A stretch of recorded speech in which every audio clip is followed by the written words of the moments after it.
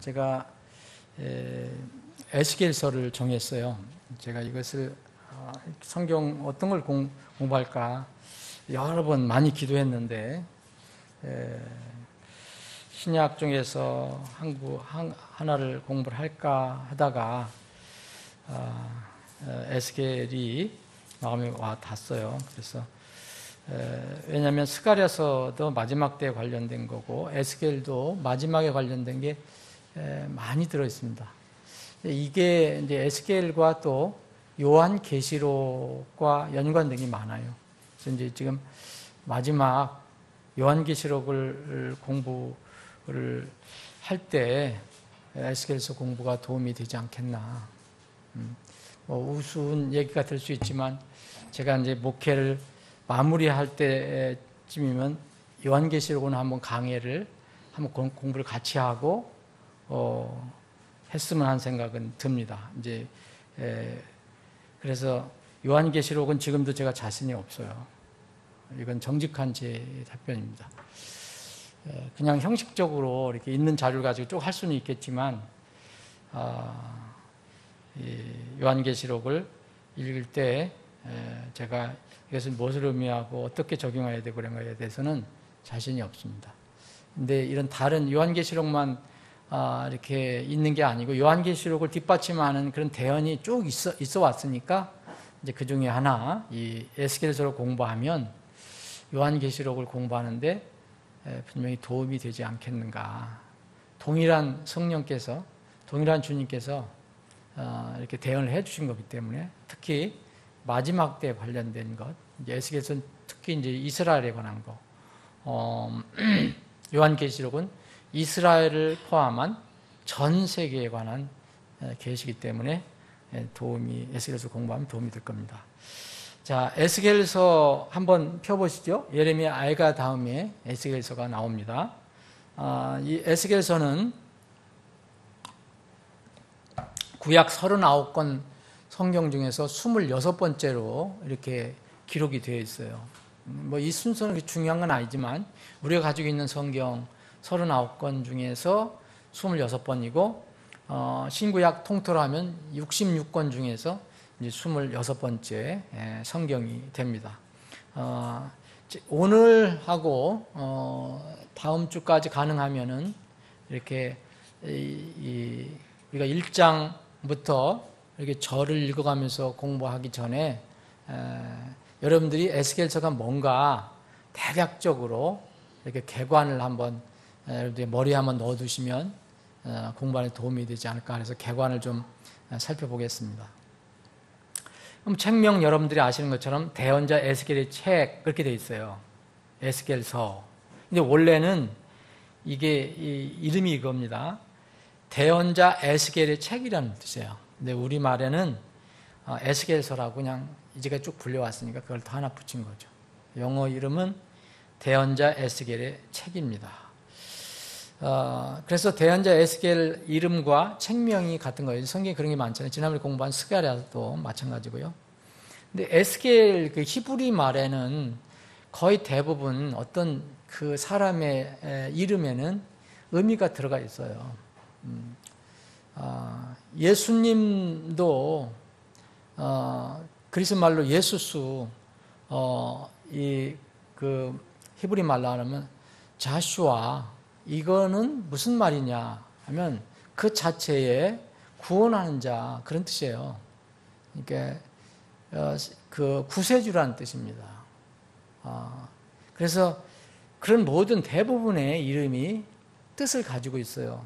이거 에스겔은 그 뜻이 뭐냐면 하나님의 어떤 강력한 힘과 관련이 있어요. 그래서 에스겔은 하나님께서 힘을 주신다 그런 뜻이에요. 하나님께서 힘 주신다. 하나님께서 강하게 해주신다. 하나님에 의해서 강해진다. 이런 뜻입니다. 에스겔은 좋은 이름이잖아요. 스가랴는 뭐라 그랬습니까? 스가랴는 여호와께서 기억하신다 그런 뜻이었거든요. 이거는 하나님께서 능력을 주신다, 힘을 주신다 그런 뜻입니다. 에스겔서는 기록자는 물론 이제 에스겔이고요. 근데 여기에 보면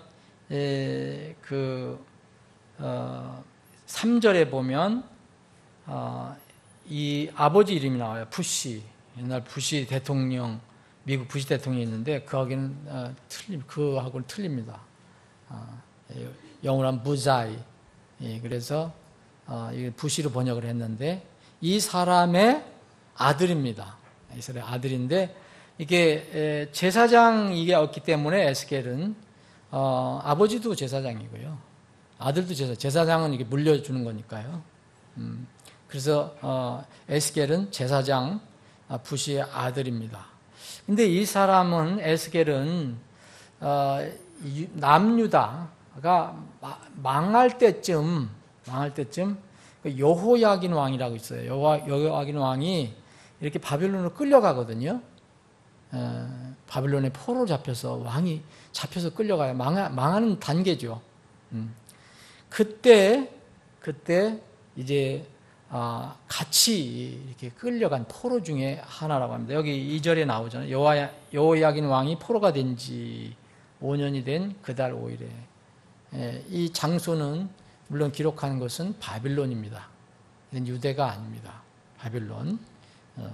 그래서 대략 예수님 오시기 전 590년, 570년, 560년 이 정도 학자들마다 조금 틀리는데 이때 좀 기록이 됐다라고 얘기합니다.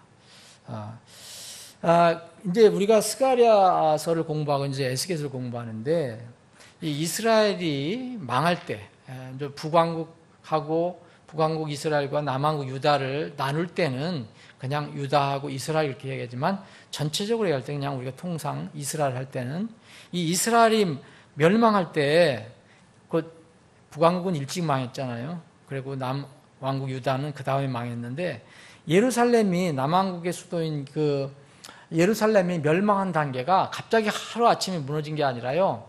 이렇게 서서히 무너졌어요. 그래서 이 예루살렘이 멸망한 어떤 단계가 있다면 크게 세 단계를 나눌 수 있어요. 그때가 첫 번째는 BC 605년경에 느부갓네살이 이 예루살렘까지 와갖고 그때 왕 여호야긴을 굴복시켜 버립니다. 그래서 그때 볼모로 다니엘과 이 세 친구 같은 그런 주요한 이스라엘의 주요한 사람들을 포로로 끌고 가죠. 그때가 첫 번이었죠. 첫 번. 약 BC 605년경에. 두 번째는 597년경인데 이 여호야긴 왕의 아버지가 여호야김이에요. 여호야김은 대단히 악한 왕이었잖아요.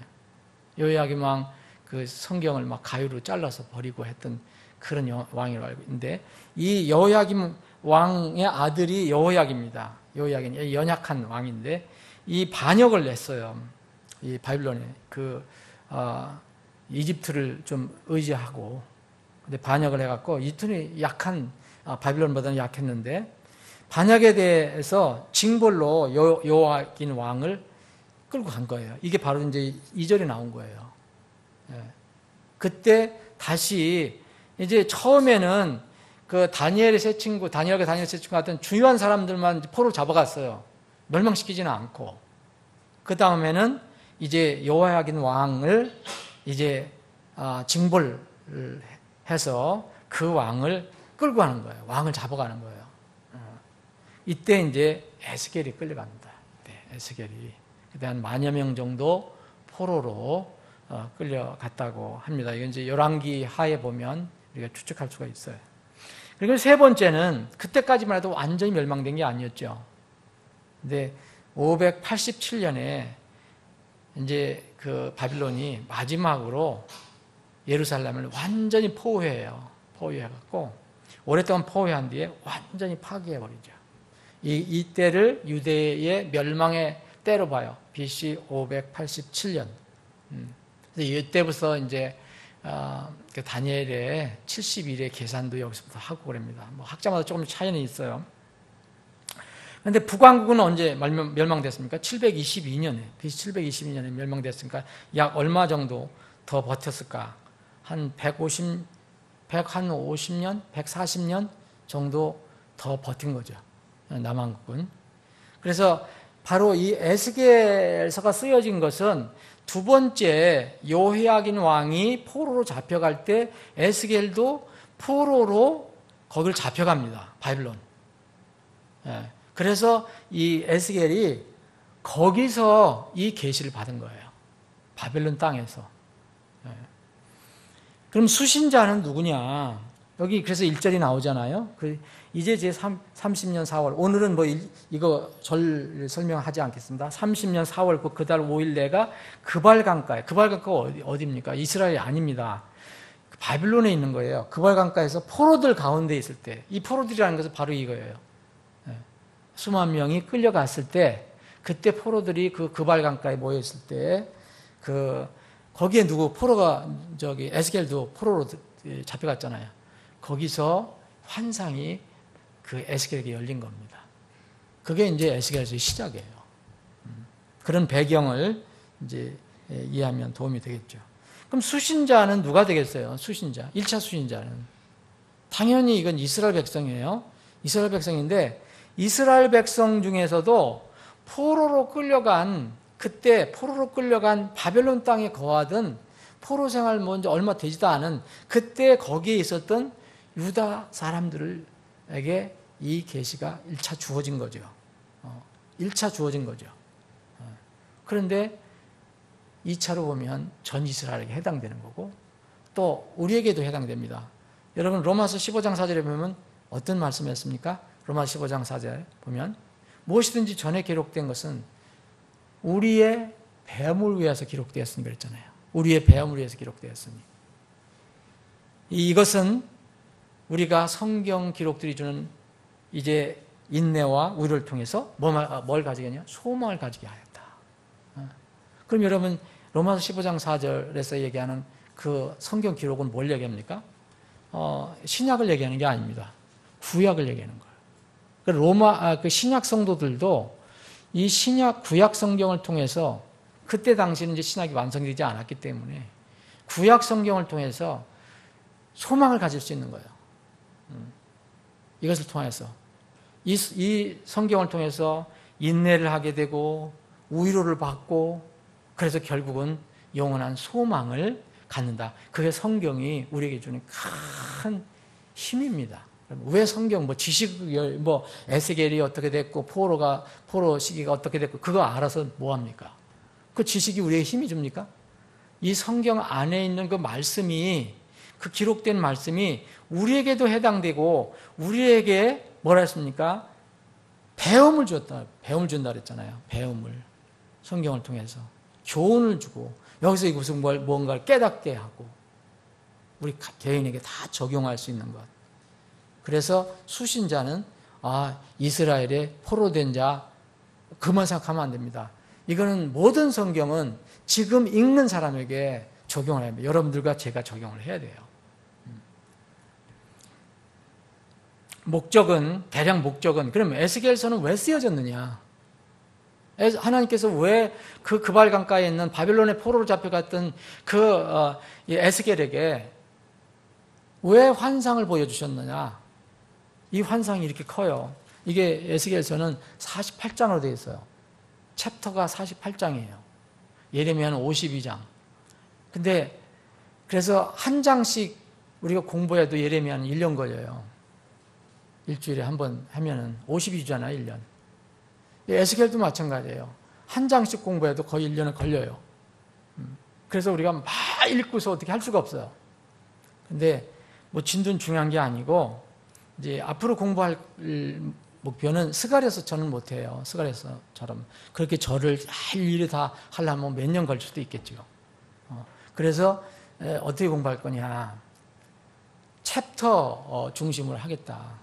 오늘 이제 개관은 다음 주까지 개관하고 이제 1장, 2장 이걸 가급적이면 한 주에 한 장씩 이렇게 본다. 거기서 중요한 거, 그리고 우리가 적용할 거, 이런 것을 공부한다. 그럼 우리가 48장을 다 공부하면 많은 것을 아마 교훈을 여러분들이 얻으실 거고, 여러분들의 신앙생활에 적용할 수 있는 것이 많이 생길 것입니다. 그리고 이거 다시 말씀드리면, 에스겔서는 마지막 때에 이스라엘과 관련된 그 일들에 관해서 그 예언을 해준 거예요. 이스라엘이 마지막 때가 있으면 전 세계도 마지막이 있고 우리도 마지막이 있는 거예요. 마지막 때가. 그러면 그것이 우리에게도 적용할 수 있는 것이라는 거죠. 그래서 우리에게 도움이 될 것입니다. 다시 수신자는, 그리고 목적은 이제 이 어떤 성경이든지 여러분들 그 원리 같은 것은 너무 간단해요. 하나님께서 이렇게 말씀을 해주세요. 법을 주시든지 말씀을 주세요. 너희들이 이 법을, 이 말씀을 이게 순종하면 너희들이 복을 받을 것이고, 너희들이 행복해질 것이고, 너희들이 네 고집이나 세상을 따라가면 너희들은 힘들어질 것이다. 불행해질 것이다. 그 뭐예요? 그러면 하나님께서 우리에게 그렇게 권면하실 때 우리는 의지적으로 육신을 따라가고 세상을 따라가고 말씀을 제쳐놓고 내 마음대로 하게 되면 하나님께서 어떻게 하시느냐? 징벌을 하신다는 거예요. 징벌. 이스라엘을 그걸 보여주시는 거예요. 지금 이 시대는 이스라엘에게 하셨던 것과 좀 다른 면이 있어요. 지금 마지막 때라 유보하시는 것이 더 많다고 저는 생각해요. 유보라는 거 아시죠? 집행유예를 내린다는 거죠. 그러나 그것이 없다고 하는 게 아니에요. 마지막 때 심판을 하시는데 지금은 유보하시는 것이 더 많다고 저는 개인적으로 생각해요. 근데 구약 때는 하나님께서 오래 참으시기도 하지만 또 직접 하나님께서 징벌을 내리시고 심판하실 때가 많았어요.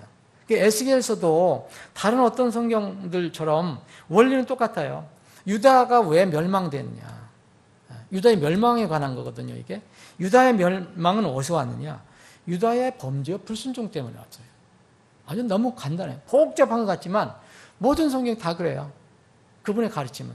이것을 여러분들 개인적인 삶에 적용해 보세요. 똑같습니다. 원리는. 우리가 망한다고 금방 유대처럼 망하는 게 아니에요.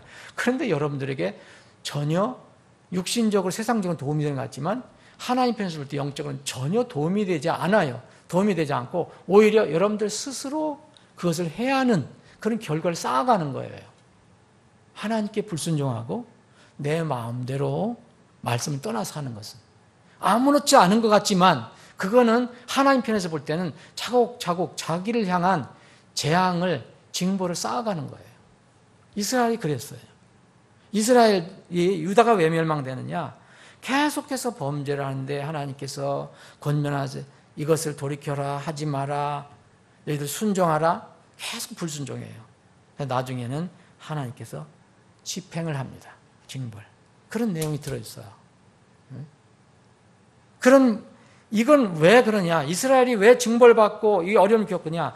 이거는 바로 이런 것 때문에 이렇게 된 것이다라는 것을 거기 포로로 잡혀온 그발강가에 앉아있는 그 이스라엘 포로들에게 새삼스럽게 리마인드 시켜준 거예요. 알려주신 거예요. 그걸 위해서 이 계시를 주신 거예요.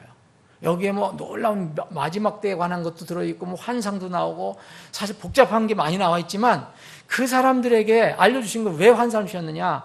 왜 너희들 유다가 멸망된지 아냐? 너희들이 불순종하고 또 범죄했기 때문에 하나님이 이렇게 징벌을 해서 너희들이 나라가 망하고 이 엉뚱한 바빌론에 포로로 잡혀있는 것이다. 그것을 깨닫게 해주시기로 그걸 알려주려고 에스겔서 환상을 주셨어요. 목적이 그겁니다. 우리도 똑같아요.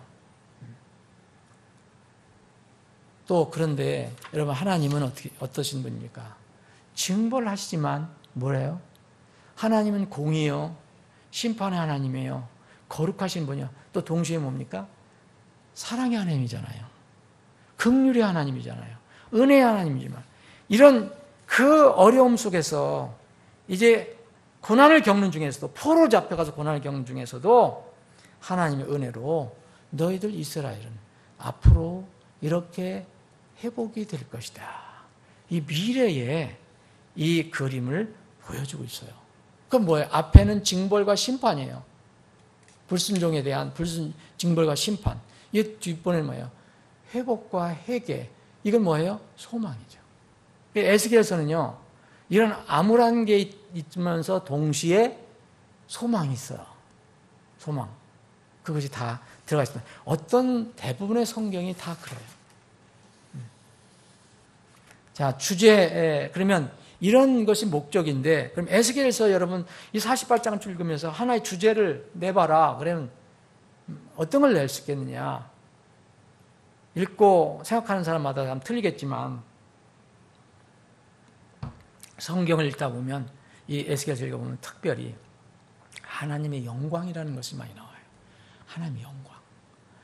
하나님의 영광은 하나님 주권과 관련되어 있어요. 하나님의 역사대로 움직인다. 여러분들, 우리가 지금 우리의 나라와 민족을 위해서 기도합니까? 우리가 나라와 민족을 위해서 먼저 하나님께 무릎 꿇고 기도해야 하는 것이 사실은 어떤 정치적인 문제를 내가 가서 해결하려고 뛰어드는 것보다는 더 우선순위가 돼야 돼요. 왜 그러냐면 하나님께서 우리나라의 운명을 지금 지고 계시니까. 세계의 역사를 지고 계시잖아요. 여러분 여러 번 살펴봤잖아요. 하나님께서 어떤 분이라 했어요? 어떤 나라는 망하게 하시고 어떤 데는 흥하게 하실 수도 있다. 그렇잖아요, 하나님께서. 그러니까 우리가 제일 먼저, 그리스도인은 제일 먼저 하나님 앞에 무릎 꿇는 겁니다. 엎드리는 거예요. 그리고 나서 우리에게 주어진 일을 하는 거예요. 하나님을 도외시해 놓고 여러분들이 세상 삶을 살아가서는 안 된다는 거죠.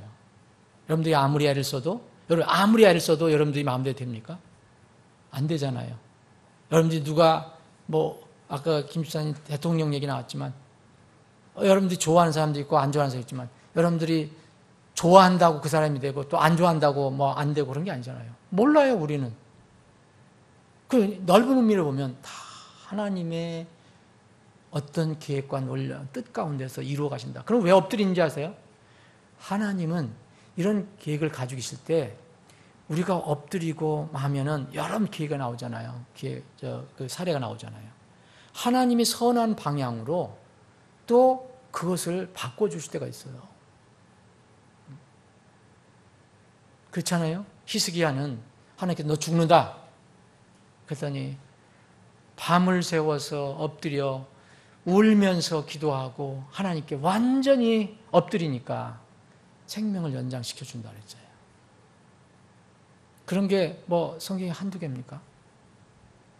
하나님이 역사를 다 하시지만 그러나 우리를 긍휼히 주셔서 우리가 진실로 주님 앞에 무릎을 꿇으면 주님께서 우리를 기도를 들어주셔서 그 주님의 어떤 인도하심을 통해서 우리의 길을 열어주신다는 겁니다. 그래서 주제는요, 하나님의 주권과 영광이에요. 그래서 여기 뭐냐면 이 바벨론 포로 생활 이제 나라가 망하잖아요. 하나님의 영광이 떠나요, 이스라엘에서. 그런 게 나와요. 그리고 정해진 때에 이스라엘이 회복된다 그랬잖아요. 우리 스가랴에서 공부한 게 뭡니까? 천년왕국 도래하죠. 예수님 오시죠. 그럼 하나님의 영광이 다시 예루살렘에 나타나잖아요. 하나님이 계시면 영광이 나타나는 겁니다. 하나님이 안 계시면 영광이 떠나가는 거고. 예수께서 그걸 얘기해줘요. 처음에는 영광이 떠나가요. 그래서 나중에는 성전이 세워지고 영광이 다시 돌아옵니다. 이스라엘이 그렇게 될 겁니다. 중요한 단어가 뭐냐면 성경에서 여기 에스겔서에서는 환상이에요. 비전이라는 거. 환상이라는 거. 여기 이제 환상들이라고 나와 있잖아요. 환상 비전이라는 거. 이게 18회 정도 나와요. 찾아보니까 18회 정도 나와 있고, 주의 영광, 주님의 영광이라는 거, 여호와 영광이죠. 주님의 영광이라는 거 9번 정도 나오고, 또 하나님의 영광 5번 나오고, 하나님의 영광, 주의 영광이 굉장히 중심적인 그런 어떤 주제입니다. 또 하나 특이한 것은 하나님께서 에스겔을 부르실 때 사람의 아들아 이렇게 부르세요. 사람의 아들아. 이게 에스겔을 이렇게 부르신 게, 에스겔을 부르실 때마다 수없이 이렇게 부르세요. 한 90회 이상 부르셨을 거예요. 근데 예수님이 신약에 오셔서 당신을 스스로 당신이 하나님의 아들이라고 스스로 또 하나님이라고 하시고 그랬는데, 또 하나님을 의 아들과 표현했지만 또 하나님이 이 땅에 예수님을 보내주신 그런 뜻을 표현한 사람의 아들이라고 말씀하신 적이 있어요. 사람의, 그건 또 대문자죠. 그래서 인자라고 하는 거죠. 인자. 그 하나님께서 에스겔에게서 환상을 주실 때, 계시를 주실 때 사람의 아들아 이렇게 하셨는데 예수님께서 이 땅에 오실 때 스스로 사람의 아들로도 표현하셨어요. 인자. 그래서 이 용어는 귀한 용어인데 에스겔에게 그렇게 쓰셨다. 물론 에스겔은 사람의 아들에서 대문자를 쓰지는 않습니다. 그건 예수님만 그렇게 쓰는 거죠. 그리고 우리가 이 주제를 파악하는 데 중요한 게 뭐냐면 다른 성경에도 나오지만 하나님께서 이렇게 말씀하세요. 내가 주인 줄을 너희가 알게 될 것이다 그래요. 내가 주인 줄 알게 될 것이다. 알리라. 너희들이 내가 주인 줄 알게 될 것이다. 이런 말씀을 많이 하셔요. 그러니까 이건 그 말씀하실 때는 그 사람들이 하나님을 인정을 못하는 거죠. 그러니까 혹시 섬긴다 해도 정말 그런 위대한 하신 하나님, 거룩하신 완전하신 하나님이시라는 것을 삶으로 인정을 못하는 사람들이에요. 그래서 그런 사람들에게 내가 주인 줄 너희가 알게 될 것이다. 여러분 우리가 주님 만나면 다 꼬꾸라지거든요. 그 앞에서 다 주의를 인정하잖아요. 그런데 우리 삶 속에서 날마다 주로 인정하는 사는 것이 얼마나 좋은가. 아까 김 지사님 얘기했잖아요. 우리 육신에 속성이 있어요. 나만 하려고 하는 거. 그건 내가 주를 아직도 그 순간은 내가 아무것도 아니고 주라는 거, 그분이 내 주라는 것을 인정 못하는 거예요. 내가 주라고 생각하는 거죠. 그래서 주님께서는 내가 주인 줄을 너희가 알리라. 이런 말씀을 많이 했습니다. 수없이 많이 했어요.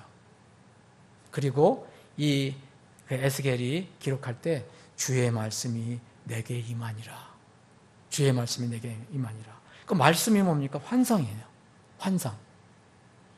그래서 잠언 29장 18절에 보면 유명한 말씀 있잖아요. 환상이 없는 곳에는, 여기 이제 흠정령이랑 환상 계시라고 번역을 했는데, 환상 계시가 없는 곳에서는 백성이 어떻게 해요? 망한다고 그랬어요. 망한다고. 여기 이 비전이라는 것은 뭐 이상하게 보이는 그걸 얘기하는 게 아니고요. 하나님께 주시는 대언의 말씀이죠. 이게 대언을 받은 거잖아요. 에스겔이. 다만 그때는 이런 어떤 모양도 어떤 그런 형상으로도 보여주셨기 때문에 환상이라고 쓴 거죠. 환상 계시가 없는 것에는 백성이 망하느니라. 그거 똑같은 말이 나와요. 뒤에 대칭되네. 법을 지키는 자는 행복하니라. 그럼 뭐예요, 여러분? 환상 계시가 뭔가 금방 아시죠? 뭘 얘기합니까? 하나님의 법. 하나님의 법은 뭐예요? 말씀이잖아요. 그러니까 환상이 엉뚱한 환상을 얘기하는 게 아니라 바로 말씀이 없는 곳에는 백성이 망합니다. 하나님 입에서 나온 대언의 말씀이 없으면 안 따른 사람도 망하고, 근데 법, 하나님의 말씀, 이것을 지키는 자는 행복하다 이렇게 얘기하는 겁니다. 오늘 여기까지만 하겠습니다. 그 중심장은 에스겔서의 37장이에요.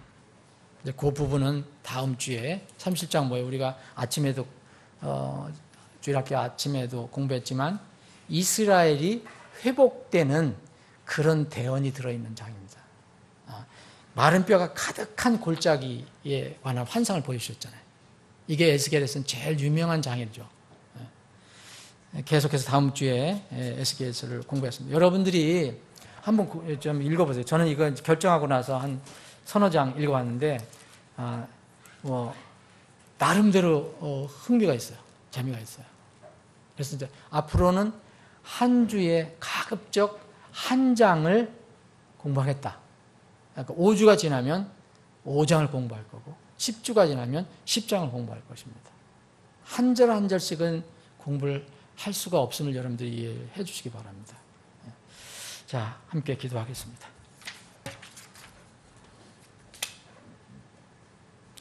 아버지 하나님, 저희들에게 오늘도 믿음을 주셔서 하나님 집에 나와 기도할 수 있게 하시니 감사합니다. 또 하나님 말씀을 서로 나눌 수 있게 하시니 감사합니다. 적은 무리지만 또 우리 사랑하는 성도들, 지체들 함께 성도 교제할 수 있는 기회를 주셔서 감사합니다. 이 시간 주님께 머리 숙여 기도합니다. 우리 교회에 지금 방문하는 방문자들이 있습니다.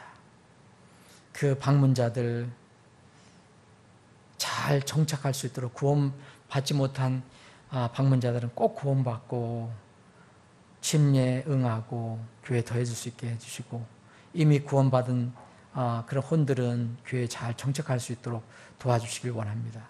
이름 모를 사람들도 왔다가 갑니다. 하나님의 집에 들어와서 이스라엘 백성이 성막의 마당만 밟다가 돌아간 것처럼 그런 일이 없이 하나님의 집인 우리 교회에 들어온 사람들은 반드시 생명의 구원의 복음을 듣고 구원받고 변화될 수 있게 도와주시기를 원합니다. 아버지 하나님, 9월 17일 중국 북한 선교를 이제 담당할 사역자 안수식을 저희들이 거행합니다. 우리 교회의 명의로, 권위로 안수를 합니다. 주님, 이 안수 모든 준비가 은혜 가운데 잘 진행될 수 있도록 도와주시고, 우리 교회에게 큰 복이 되게 하시고 또 복된 시간이 되게 하여 주시기를 간절히 원합니다. 공적 성경 사역을 위해서 법인 설립을 추진하고 있습니다. 지금 1차 서류는 이제 반려가 되었지만 저희들이 지금 잘 다시 정비를 해서 제출하면 이제 잘 통과돼서 1개월 내에 인가를 받을 수 있는 기쁨을 저희들이 누릴 수 있게 해주시기를 원합니다. 북한 땅에서 고통받고 있는 북한 동포들 기억해 주시고, 또 숨죽여서 찬양하고 숨죽여서 기도하고 숨죽여서 말씀을 나누며 예배하는 지하교회 성도들도 참으로 긍휼히 여겨주시고, 북한 땅에 평화 통일을 허락해 주셔서 저희들이 자유롭게 우리와 함께 목소리 높여서 주님을 찬양하고 경배할 수 있는 그때가 다가오게 해 주시길 원합니다. 우리나라 국가 안보가 심히 어렵지만 모든 안보는 주님의 손에 있음을 믿습니다. 전쟁의 주인도 주님이십니다.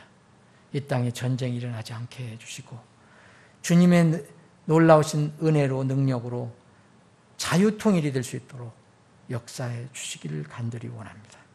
금년도 벌써 얼마 남지 않았습니다. 우리가 금년 1월 1일부터 시작한 하나하나 전도운동이 열매를 맺을 수 있도록 도와주시길 원합니다.